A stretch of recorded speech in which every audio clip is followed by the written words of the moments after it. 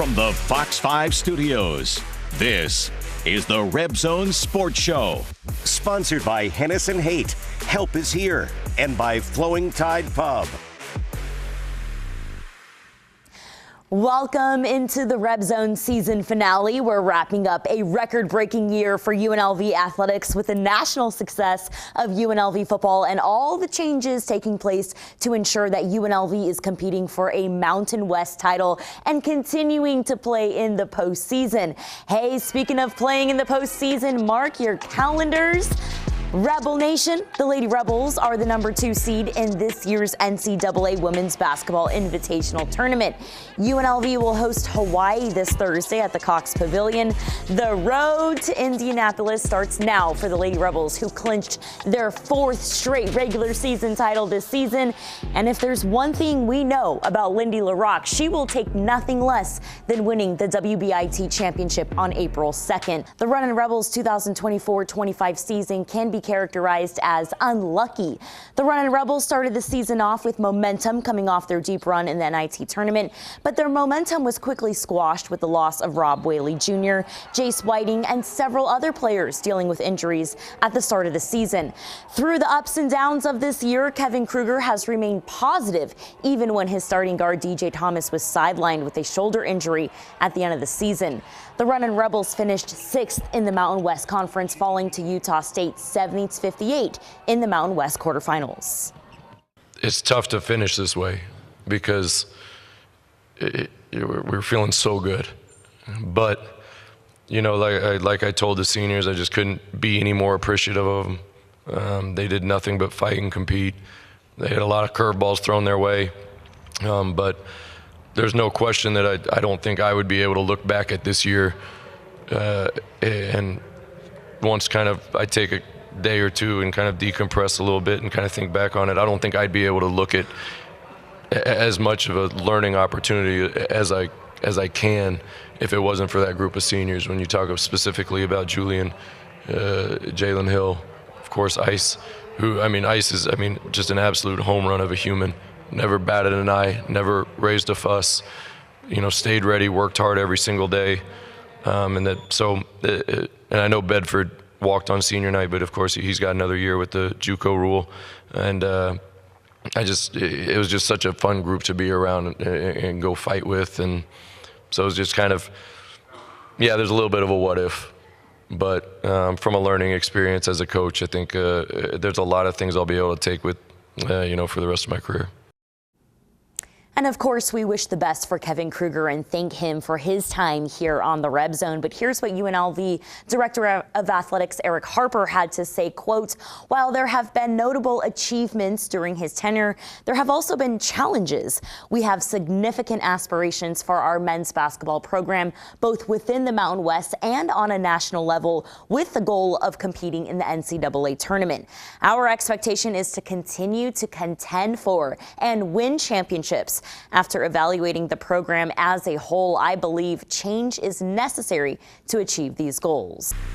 It was a bittersweet ending for the Lady Rebels, falling to San Diego State in the Mountain West semifinals and watching another team be crowned Mountain West champions. SDSU defeated Wyoming in triple overtime in a thriller, facing LSU in the big dance. The Lady Rebels will be back at practice tomorrow, getting ready to host Hawaii on Thursday in the WBIT. Fox 5's Mariah Janos takes us inside the Thomas and Mack with a recap from this week. The Lady Rebels decided to get our heart rates going on Monday afternoon in the quarterfinal round of the Mountain West tournament. The Lady Rebels with the #1 seed taking on 8 seed Boise State. You'd think it would be an easy game, but absolutely not. The Lady Rebels rocking from the jump as Kiara Jackson dishes it to Aaliyah Alexander for the corner 3. Amarachi Kimson following suit, dropping a dime from the perimeter. But the Broncos came to play and were seeking redemption from just a few weeks ago, taking a 9-point lead in the first quarter. On to the second, the Lady Rebels locking in as Alexander hits the turnaround jumper to get UNLV within 2. And Amarachi Kimpson, we can't say enough about her with a clutch 3-ball here, and then she gets it done on both ends of the floor. Kimpson steals the ball, goes coast to coast to tie it up with a minute to go in the half. 34 all entering the third quarter. The Broncos picking up steam, going on a 6-0 run, trying to erase this deficit. Amarachi Kimpson drives to the rack, lays it in.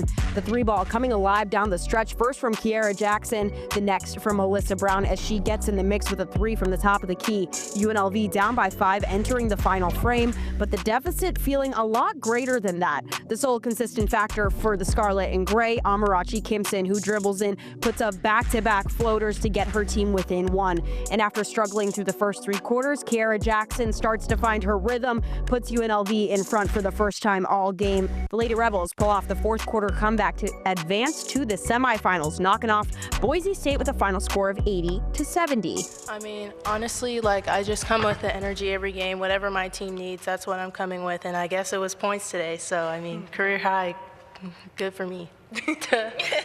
A lot of things did not go our way today, from missed layups to just plays that we normally make, just a step off defensively, got out rebounded. You can kind of go down the line, but frankly, we had more points. We found a way to win, and I think that's the heart of this team. All year long is they find a way. And, I had to challenge them there late in the game. We hadn't been in this position, and frankly, I thought they looked nervous, so I had to change it and take that from them. And they responded, and they went out there and made plays. In the last 2 seasons, the San Diego State Aztecs had been sent home by the Lady Rebels in the Mountain West tournament. So naturally, the Aztecs were out for blood heading into Tuesday night's semifinal round game, where it really felt personal from the jump. Both teams struggling to hit their shots out of the gate, but guard Kiara Jackson getting off to a stronger start than in the quarterfinals as she knocks down the turnaround jumper. UNLV up by 1 after the first 10 minutes. Jackson keeps it rolling in the second, making a splash from 3. But San Diego State came with their perimeter shooting in this game to put them in front. The Lady Rebels trying to counter as Jackson dishes it to Macy Spencer on the wing for 3. The Aztecs locked in on both ends of the floor, extending the lead to 13 at the half. Amarachi Kimpson trying to jumpstart the offense at the start of the third with a jumper and drawing the foul for a 3-point play. Alyssa Brown doing her part as she chips in from downtown. But there was no slowing down SDSU. The Aztecs living and dying by the 3, shooting it at a 66% clip through the first 3 quarters, a 14-point lead entering the final frame.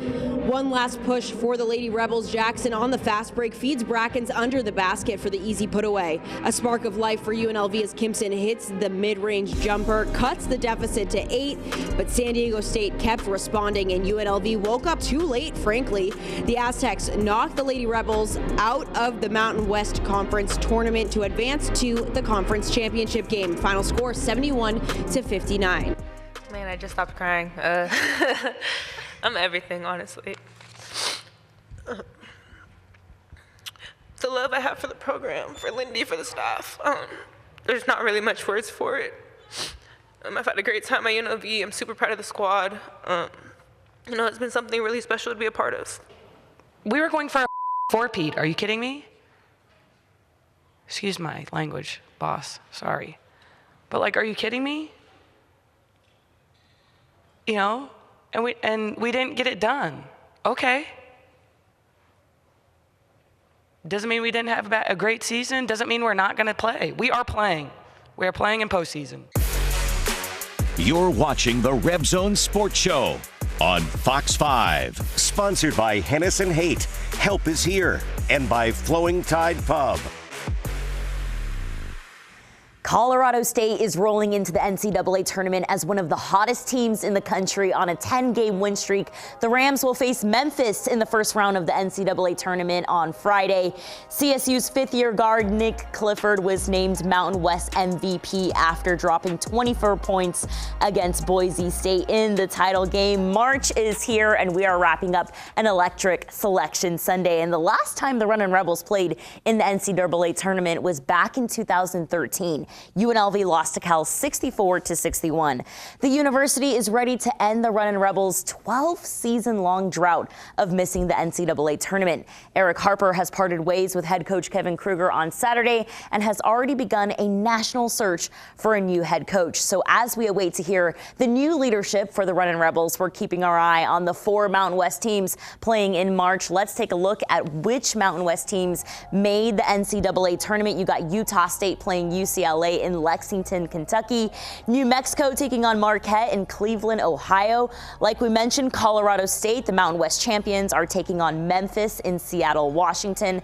And kind of a surprise, San Diego State taking on North Carolina March 18th in Dayton, Ohio. So as we wait for what's next for the Runnin Rebels, we will definitely be watching these 4 teams in the NCAA tournament. Well, Rebels fans can expect to see a brand new Runnin Rebels roster, but we have to tip our hat to what Kevin Kruger was able to accomplish in the last 7 games. His seniors stepping up in the Mountain West tournament shorthanded without starting guard DJ Thomas and 6th-year senior guard Julian Rishwain. Here's a recap from their tournament run. UNLV shorthanded without DJ Thomas and Julian Rishwain in the Mountain West tournament. The Falcons let it fly from deep. Ethan Taylor finishes with 3 threes in the first half. Las Vegas native Isaiah Cottrell pulls up from deep. The Rebels stepping up. UNLV jumps in front 9-7.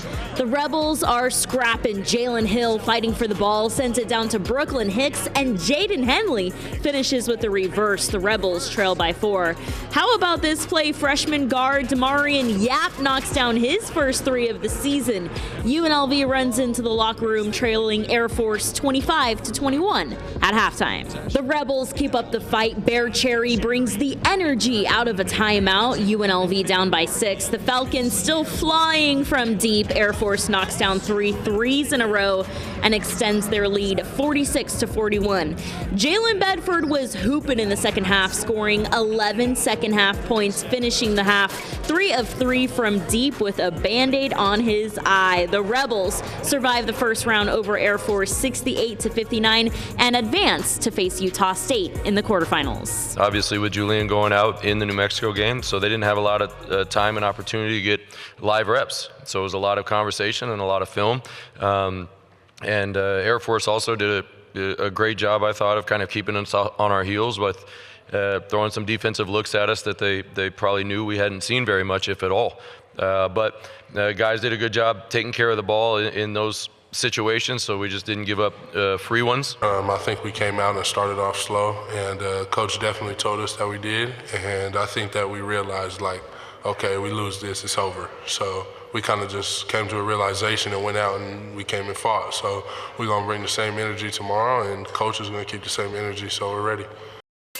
Utah State comes out and dominates the shorthanded Rebels. The Aggies knock down back-to-back threes, and Utah State jumps in front 16-5. Rebels punch back with a 7-0 run. Jalen Bedford knocks down the buzzer bucket. Jaden Henley flies to the rim for 2. The Rebels not done. Henley finds Pop Njai at the rim. The Rebels trail the Aggies by 1. Jaden Henley says, "Hold on, this is our house." The steal, the handles, and the bucket. UNLV jumps in front 22-19. Isaiah Cottrell knocks down the 3 against Air Force. Why not pull up from deep in the quarterfinals? You bet. The Rebels trail Utah State by 1. The Aggies keep fighting. Dexter Akano knocks down the buzzer 3 at halftime. Utah State runs into the locker room up 36-29. Jalen Bedford still hooping with one eye. Back-to-back threes for Bedford. The Rebels down by 4. Utah State's Carson Templin has the hot hand for the Aggies, scoring 9 second-half points.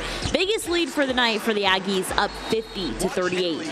Jaden Henley continues to scrap in the second half with the steal and slam, but the second half fight wasn't enough for UNLV as their season comes to an end at the Thomas & Mack. Obviously, I mean, it's tough out there, like you said, it's tough to get your body going sometimes when you're tired, but I mean, for us, it's just mental toughness and pushing through. I mean, the staff did a good job of just making sure we were fresh, trying to ice bath daily, and just getting your mind right before the game, just knowing you have a long game ahead of you and it's going to be tough.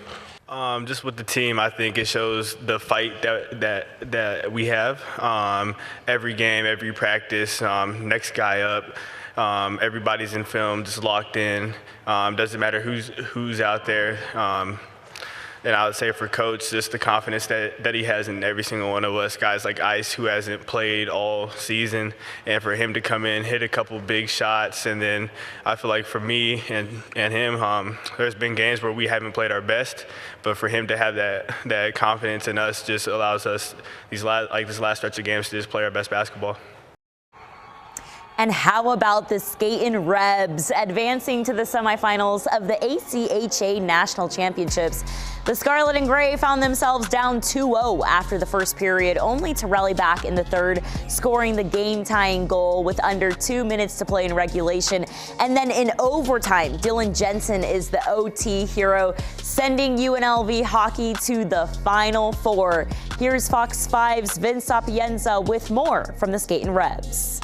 Joining me here in studio is the captain for the Skatin' Rebels and the MVP of the conference, Matias Dalmonte. Dals, welcome back to the show. First piece of hardware presented to the program. And to answer the question, were they going to touch the trophy? Are they not going to touch the trophy? Superstition or not, you guys put your hands all over that thing. Yeah, we got all over it. We're not too superstitious, so we figured, hey, we're going to keep on winning. May as well grab this thing. So I know you guys obviously were aware that you were conference champions for a while now, but how real did it feel in that moment, senior night, back at City National Arena in front of the home crowd, and kind of share that moment? What was that like? For me personally, it was pretty emotional. Having my loved ones there, my family, it meant a lot, and to kind of celebrate with that group. I've had so much fun with these guys this year that was awesome. And then get to celebrate with the fans too. You know, they've made my experience here so much fun that it was cool. A little bit of some nostalgia, right? A little bit of, you talked about the emotion of that, but it's back to business now because now things get real, one and done type situation. What is the mindset now compared to this time a year ago heading into nationals? I think that this group's just seen a little more ups and downs. You know, you look at our record, you don't really see that. It's a lot of wins, but we've found a way in a lot of games this year. We've been in some tight spots, and so I think just a little more, even though it's a younger group, I think there's a little more maturity in these tight moments, and so we're focused on not getting too high, not getting too low. You're watching the RebZone Sports Show on Fox 5. Sponsored by Hennessy Haight, Help is Here, and by Flowing Tide Pub.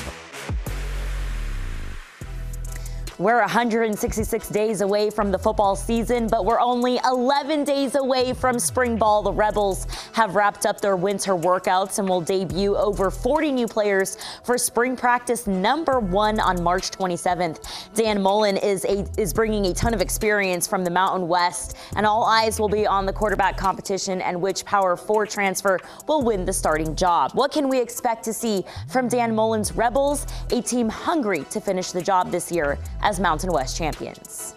You don't have a successful football team. You don't win 11 football games without having a great culture inside the building. So the guys that were already here, there was a great culture. And there was a hunger to win. You know, and there's what I mean by that of not the hunger to win the one more game. The hunger to get that title. They felt to fall one game short, there is a desire to get right back out there on the field. And when you look at the culture, I would have said, I've been around teams, and it's hard in today's world. I think there were more coaches opted out of the bowl game than players opted out of the bowl game.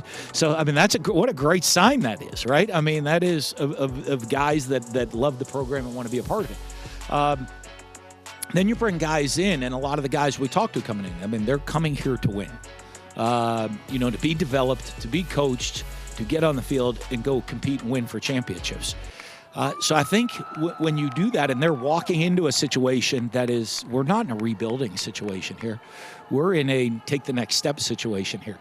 And so I think that attitude with everybody on the team here is already showing. I think they're walking around and saying, hey, to be a great team, we have good culture. I think we've put together a really good coaching staff, not just on the field, administratively, in the weight room. Everybody, a really good football department. And, I think those guys see that. They're really excited about it. And they're looking at each other saying, okay, hey, we got to build this culture. We got to build this family. We got to come together as a team if we want to accomplish all of these goals. All right, Coach Mullen, we are fired up for the start of spring ball. It is the season finale, so we want to say thank you to Rebel Nation for a historic RebZone season. See you next year right here on the RebZone.